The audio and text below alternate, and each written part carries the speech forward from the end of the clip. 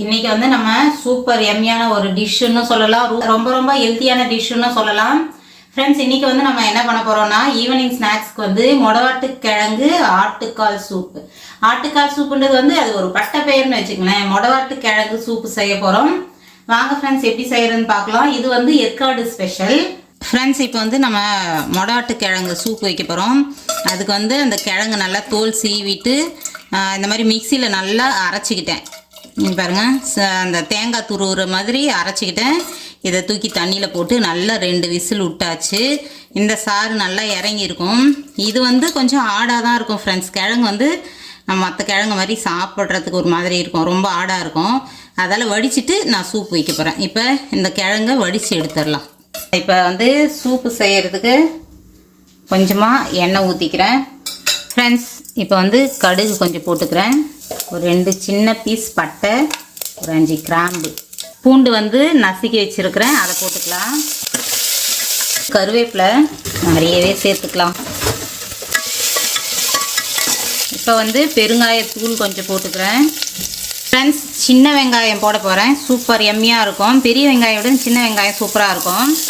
Cut பண்ணி வச்சுருக்கிறேன் பொடியை, அதை சேர்த்துறேன்.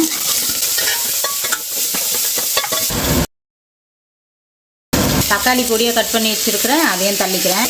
கொஞ்ச நேரம் இதை வதக்கிக்கலாம் ஃப்ரெண்ட்ஸ். இது ஒரு மாதிரி கரும்பு செக்க மாதிரி தான் இருக்கும். மின்னி முழுங்கிறது கஷ்டமாக இருக்கும். அதனால் என்ன பண்ணுறோம்னா நம்ம நல்லா அந்த மாதிரி அரைச்சி சூப் இதில் இறக்கிட்டு இதை வடிக்கலாம்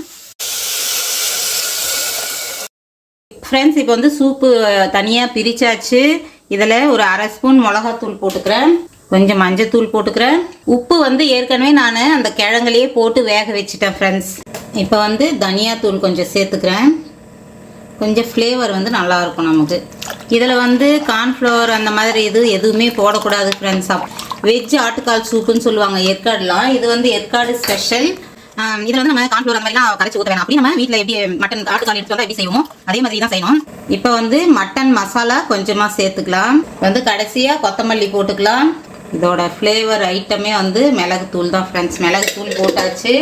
இப்போ வந்து சூப்புக்கு தேவையானது எல்லாமே கலந்துட்டோம். இது நல்லா கொதிச்சுதுன்னா ரெடி ஃப்ரெண்ட்ஸ். இப்போ நம்ம கிழங்கு உப்பு போட்டு வேக வச்சேன். டேஸ்ட் பார்த்தா வந்து உப்பு கொஞ்சம் கம்மியாக இருந்தது, உப்பு கொஞ்சம் சேர்த்துக்கலாம். பாருங்க, ஆட்டுக்கால் சூப் மாதிரியே இருக்குது. வாசனையும் வந்து சூப்பர் பக்காவாக இருக்குது ஃப்ரெண்ட்ஸ். இப்போ வந்து மொடவாட்டு கிழங்கு நீங்கள் சூப் எப்படி வச்சுருப்பேன்னு பார்த்துருப்பீங்க. நீங்களும் வந்து உங்களுக்கு கிடைச்சதுன்னா நீங்களும் வாங்கி இந்த மாதிரி வச்சு குடிங்க. இது வந்து கால் வலி கை வலிக்கெல்லாம் ரொம்ப ரொம்ப நல்லது.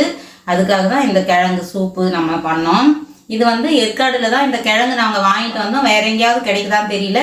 கிடைச்சதுன்னா வாங்கிக்கங்க. ஓகே, பாய்.